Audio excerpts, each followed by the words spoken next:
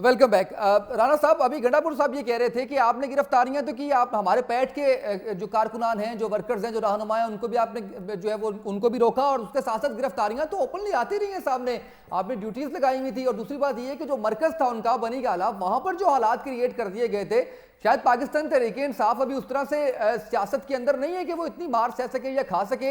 लोग शायद इसलिए भी मोबिलाइज ना हुए हों। ये मैं उस्मान साहब से भी पूछूंगा और आपसे भी पूछूंगा। मैं ये पहले भी अर्ज कर चुका हूँ, उसको रिपीट कर देता हूँ कि अगर कोई ये कहेगा कि दारुल खिलाफा कैपिटल जो है पाकिस्तान का, उसको हम बंद कर देंगे, उसको चलने नहीं देंगे, तो ऐसा नहीं होने देंगे। तो उसके लिए रोकना पड़े या जिस तरह भी करना पड़े, वो जो है वो उतना होने दिया है, ना आइंदा होगा। रही बात इसकी कि इनको यहाँ पे जो है वो पकड़ दकड़ हुई या इनको जाने नहीं दिया, जो चंद लोग थोड़े बहुत वो, ये तो मैं ग्राउंड एक जो थी हकीकत, वो मैं आपको बता रहा था कि लोग यहाँ से तैयब साहब नहीं निकले, इसलिए जो चंद निकले उनको रोका है हमने। क्यों नहीं रोका? क्योंकि इस थ्रेट के देखें, ये एक थ्रेट थी कि हम इसको बंद कर देंगे, और उस थ्रेट के मद्देनजर रखते हुए वो जो है उस पर जो है ना उसको रोकने के लिए रोका है हमने। उस्मान डार साहब, तमाम जमातें ये कह रही हैं कि आपके लोग नहीं आए जितने लोग एक्सपेक्ट किए जा रहे थे। शाह महमूद कुरैशी साहब कितने लोग लेकर आए, जहांगीर तरीन साहब कितने लोग लेकर आए, चौधरी सरवर साहब कितने लोग लेकर आए। आपके जो अहम रहनुमा हैं उनको बाहर आना चाहिए था। वर्कर्स बाहर खाते रहे। शाह महमूद कुरैशी साहब को हमने देखा कि वो खवातीन के पीछे हो रहे हैं। नईमुल हक साहब को हमने देखा कि उस तरह से वो आए हैं, वापस चले गए हैं। रहनुमाओं का काम तो मार खाना होता है, वहां पे खड़े होना होता है, अपने वर्कर्स के आगे खड़े होना होता है। हमने तो यही देखा है सियासत के अंदर। बेनजीर भुट्टो को देख लें, आप बाकी रहनुमाओं को देख लें, ऐसा क्यों हुआ? उसामा साहब, ये तो पहले हमारी स्ट्रेटेजी थी कि 2 तक किसी ने भी नहीं पकड़ा जाना, ना फर्स्ट टेयर, ना सेकंड टेयर, ना थर्ड टेयर लीडरशिप में किसी ने भी पकड़ा नहीं जाना। 2 को ही जो हमारा पावर शो था।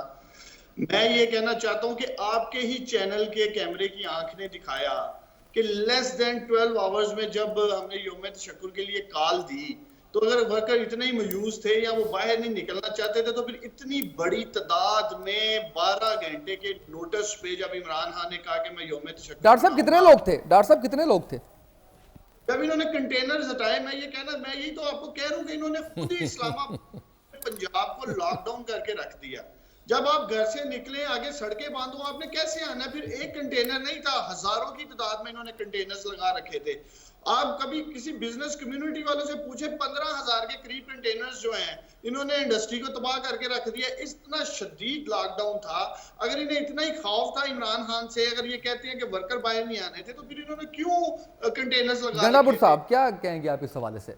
मैं ये कहूँगा और अपनी मिसाल दे के कहूँगा कि 1 तारीख को जब हम लोग इस्लामाबाद गए, मैंने गाड़ी को रवाना कर दिया। मैं खुद तो जहाज़ पे गया था, इसलिए कि मैंने आपको वो भी ब्रेक में बता दिया कि मैं जहाज़ में क्यों गया। वो बता दें ब्रेक, वो क्या बता दें, मैं बता देता हूँ। नहीं छोड़ें, मैं सिंपल जो बात कह रहा हूँ, गाड़ी में भिजवाया, ये बिल्कुल बात दुरुस्त है।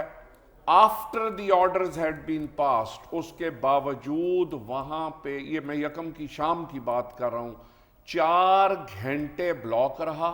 उसके बाद वो कच्ची सड़कों और खेतों से होते हुए कायदे आज़म हॉस्पिटल के पास आए और वहाँ से फिर वो इस्लामाबाद आए।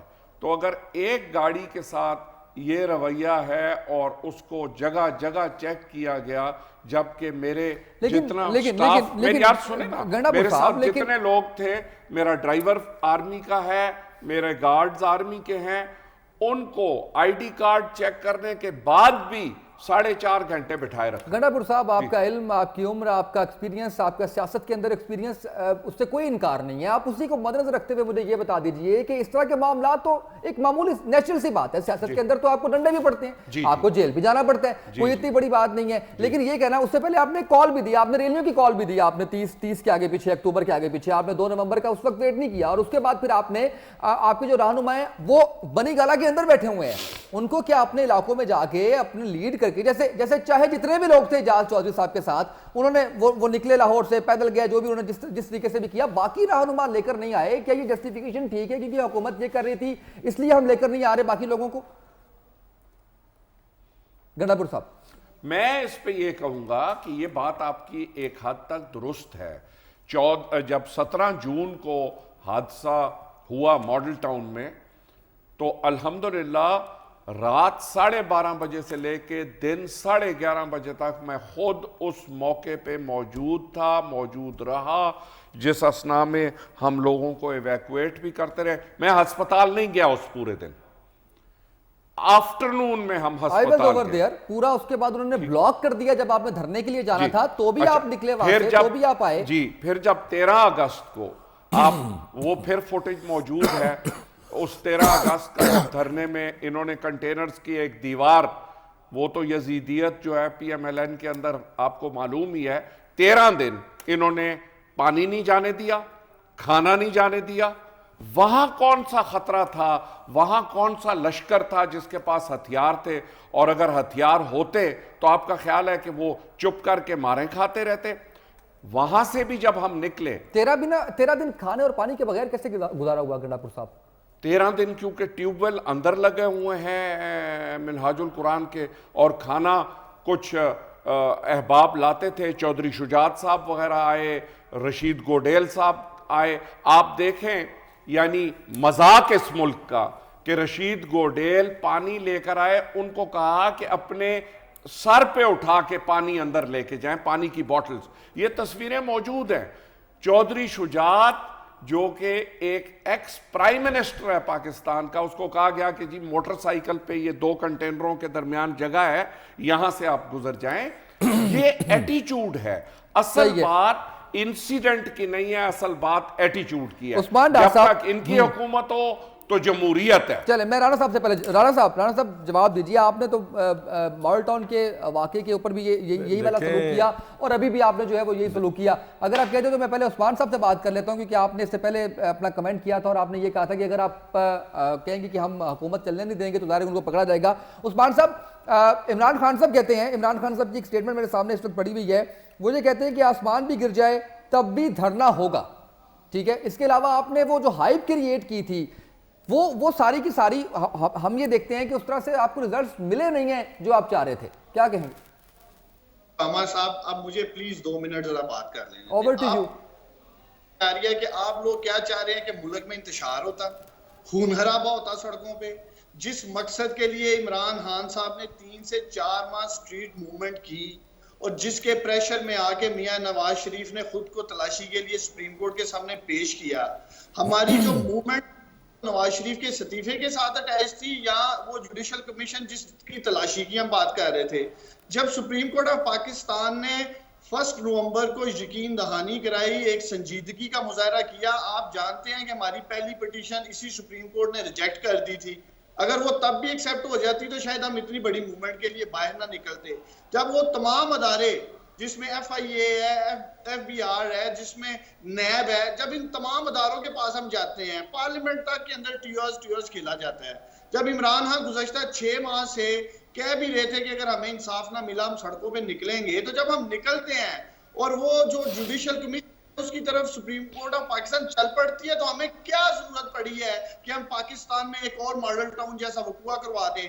इस बात से ये भी बात सामने आती है कि यही लोग जो कहते थे कि इमरान खान के पीछे कोई तीसरी ताकत है, तीसरी कुव्वत है, अगर इमरान खान ने उस्मान डार साहब, इस मामले को आपसे बेहतर कोई नहीं समझ सकता। 2014 के अंदर जुडिशल कमीशन बनाया गया, उसको आपने कबूल कर लिया, वो सारा मामला हमने देखा, धरना खत्म कर दिया आपने, वो मामला अभी तक चल रहा है। क्या आप मुतमिन हैं? ख्वाजा आसिफ के हल्के से आपने MNA की सीट के लिए इलेक्शन कंटेस्ट किया, अभी तक वो मामला चल रहा है, तो क्या ये भी इसके अंदर भी डिलेइंग टैक्टिक्स नहीं आएंगे सारे मामले के अंदर? जो अभी आप बात कर रहे हैं, आप तो खुद विक्टिम है सारे मामले के।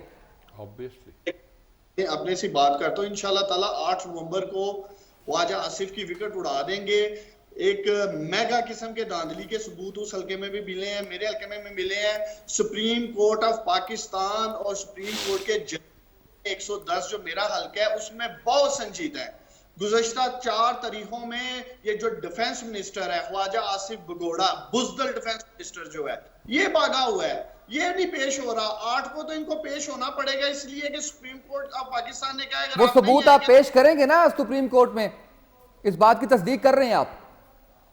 100% मुतमिन है।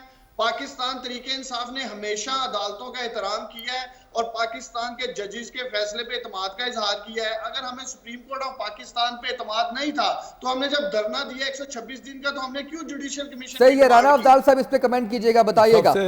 सबसे पहले तो जो ख्वाजा आसफ साहब के मतलब इन्होंने ज़बान इस्तेमाल किया, मुझे उस पर इंतहाई उस पर एतराज़ है कि ऐसी ज़बान इस्तेमाल नहीं करनी चाहिए। हमारे खिलाफ भी लोग इलेक्शन कंटेस्ट करते रहे हैं, हमने तो कभी उनके मतलब उनसे मिलते भी हैं, उनकी शादियों में भी जाते हैं, गमी में भी जाते हैं। ऐसी ज़बान तो हमने कभी इस्तेमाल नहीं की। देखें डार साहब, आप मेरा इम्प्रेशन, आपका इम्प्रेशन मेरे पास बहुत अच्छा था, लेकिन इस तरह ना करें। ऐसी ज़बान जो है वो इंतहाई, और मुझे दुख हुआ है कि आपने ऐसी ज़बान इस्तेमाल की है। दुबई को एक रात के लिए चला जाता है शादी नहीं चला जाता, कोई शादी पे नहीं जा सकता था, उसका कोई अपना कोई उसकी मसरूफियत नहीं हो सकती दुबई में। ये तो ऐसी मतलब कि देखें, ये गलत बात है जो आप कर रहे हैं।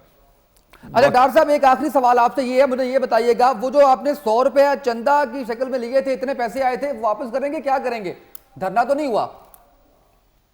किसकी बात कर रहे हैं? वो जद्दा में क्या 100 रुपया आपने कहा था कि चंदा जमा करवाएं उसके लिए, धरने के लिए, वो उसका कोई फैसला किया आपने? क्या करेंगे, लोगों को वापस करेंगे, क्या करेंगे? काफी बड़ी रकम बन गई थी वो। तरीके आपके वर्कर्स चंदा क्या, इमरान खान के लिए अपना खून तक बहाने को तैयार है।